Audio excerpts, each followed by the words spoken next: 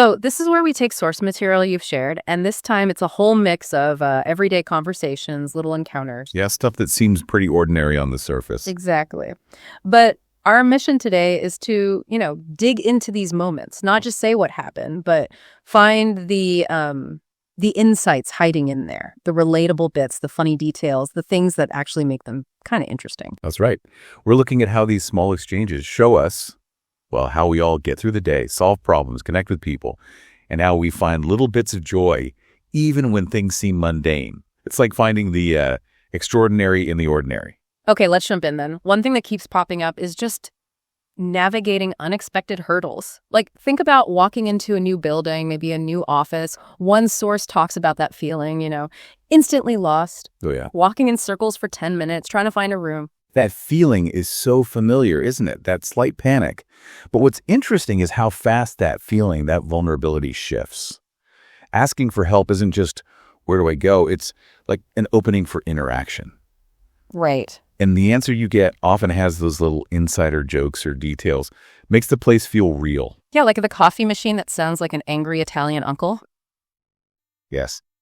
Or the chair that always squeaks. Totally. It's those little things, the sounds, the quirks that someone who knows the place points out. And suddenly it's not just a generic building anymore. It has, like, a personality. Yeah. A small reminder that even in these functional spaces, it's the human stuff, the shared jokes that create a sense of place. And speaking of unexpected challenges, travel mishaps are, well, they're a goldmine in these sources. Mm. The conversations really nail that specific kind of airport frustration. Oh, the 3-hour flight delay, that feeling of total helplessness, watching your plans just dissolve, especially when it's something important, like a wedding you're trying to get to. And the sources pick up on that immediate connection through shared misery. You called it misery bonding before. Yeah, misery bonding. Strangers suddenly talking, united because they're all stuck, offering advice or even slightly crazy, funny ideas, like suggesting changing into a wedding outfit right there in the airport loo. Which is desperate, but also kind of funny. It is. It shows how stress just lowers those social walls, and leads to these moments of dark humor, maybe even solidarity. And then there's the lost luggage one, another classic travel stress. Yes. That moment the carousel stops and your bag isn't there, that sinking feeling. The material walks through the process, giving your flight number, the baggage tag details. And getting the explanation, oh, it was delayed at the transfer point. It's frustrating, but there is a system there. A system, yeah. Maybe not perfect, but it's there to manage the chaos. Exactly. And it gives some reassurance, even if it doesn't fix it immediately. Like being offered toiletries. Or getting a tracking number, getting SMS updates. Those small things help shift you from pure panic to feeling like, okay, someone's handling this. It really shows how much we rely on systems, on information, just to cope when things go wrong. Okay, so from physical travel stress to digital stress, accidentally deleting a really important file, this conversation we saw was just peak shared tech pain. Oh, absolutely. That initial disbelief. Sorry, can you say that again, but slower? Huh. Right. And the desperate check of the trash folder. Only defined.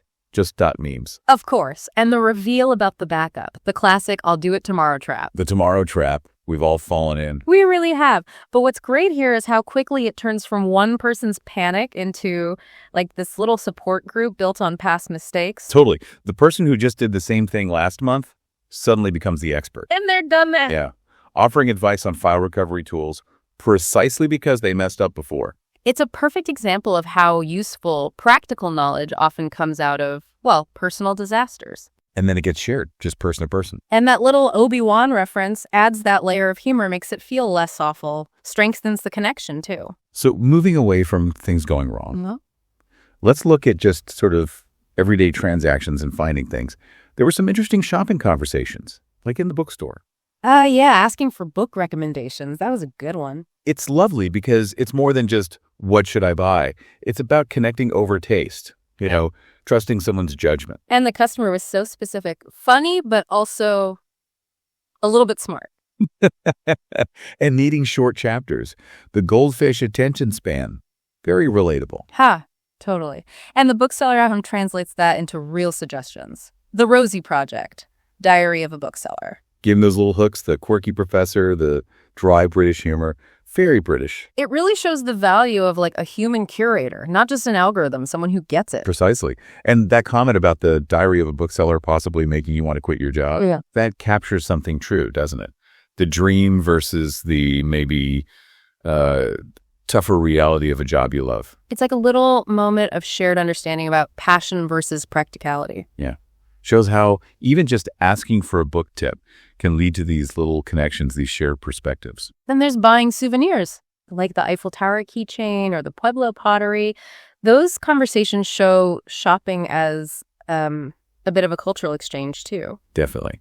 The keychain one, it's not just about the price, €5, okay? Right. Maybe 4 for you. It's about explaining value, good quality, metal, not plastic. Yeah. Explaining currency, like dollars in America. Right. And the vendor doing that little bit of personalized chat to make the sale. It's like the microeconomics and the social dance of tourism all in one tiny interaction. And the Pueblo pottery one adds that layer of appreciating craft, the local art. Yeah, the focus shifts. It's about the look, so colorful and unique, the vibrant colors, those traditional patterns. The price negotiation is still there based on size, but then there's that offer of a bulk discount. 10% off if you buy 2 small ones.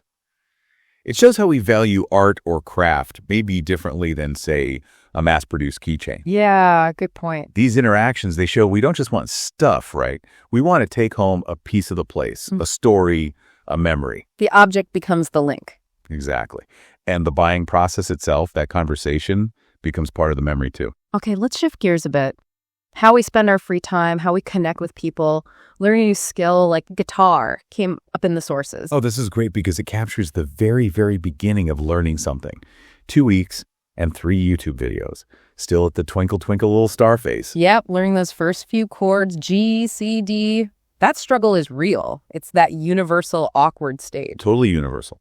And the humor that goes with it. The my neighbors hate me phase. Yes. Or wanting the whole dorm to suffer along with you.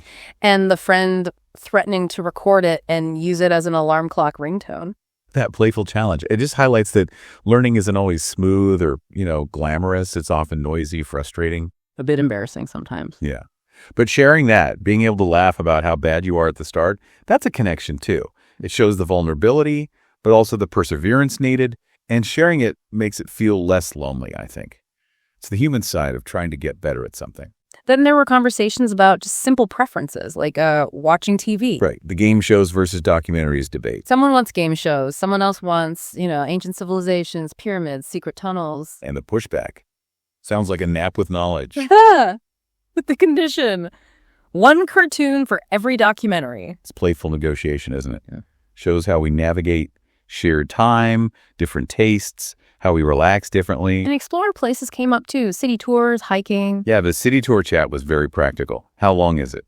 3 hours. What do we see? Oh. Old Town, museum, cathedral. What time slots? 10 a.m., 2 p.m., how much? $25 each. What's included? Guide, transport, snack. Can we book online for a discount? All those details you need to figure out an activity. And the hiking in the Alps, that mix of awe, absolutely stunning, but also a bit of fear. A bit intense, yeah. But then the reassurance, the trail is manageable for beginners. It takes about 3 hours. And the motivation. The views are worth every step. Plus that personal touch, I'll make sure to hold your hand if you need it. And wanting to capture it, perfect for photos, taking a group picture, it highlights that mix of challenge, beauty, and connection you get from being out in nature together. And even simpler things, just talking about walking. Right. Why people walk just to relax, unwind. Where they like to walk, park, countryside, riverbank. Alone or with someone. My time to think versus company makes it more enjoyable. And the idea of maybe walking together sometime. It shows how a really simple activity holds personal meaning, and it can be a way to connect. Like the quick chat about vacations too, mountains versus beach, hiking versus swimming, and sandcastles. Different ways people find joy. There was also that appreciation for vintage style, the leather jacket. Oh yeah, from the 1970s, calling it an investment, timeless. The idea that old clothes have history and soul. Making it a piece of fashion history, like time traveling through fashion. It shows how personal style can connect to something bigger, like cultural history. And finally, just getting to know each other's stuff, like asking about siblings or favorite seasons. They seem like such small talk questions, don't they? Yeah, pretty basic. But they're actually really effective ways to learn about someone. Siblings.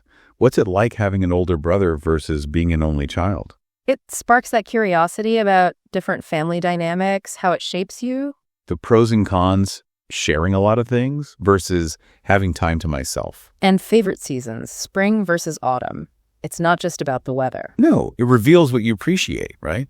New life blooming in spring, going to parks. Or the cooler air, the changing leaves, the hiking in autumn. They're easy, low-stakes ways to share a bit about your values, your memories, what you enjoy. Just revealing a little piece of your inner world. Exactly. Even the simplest chat can build understanding and connection. Wow. Okay, so looking back at all these little snippets, it really is amazing how much is packed into just normal, everyday talk. Navigating problems, buying things, learning stuff, just chatting. They're full of these little insights if you stop and notice them. Yeah, they show us coping with systems, finding value in craft, building bonds through struggles or simple questions, finding humor and, well, humanity in just the daily routine. It's a good reminder, isn't it, that life's richness isn't only in the big moments, it's in the texture of these everyday exchanges too. Definitely. Absolutely. So maybe a final thought for you listening after this deep dive. What insights, what connections, what little bits of humor might be hiding in the conversations you have today? You know, the ones you might normally just let pass by. What small interaction could actually be pretty interesting if you paid just a little closer attention?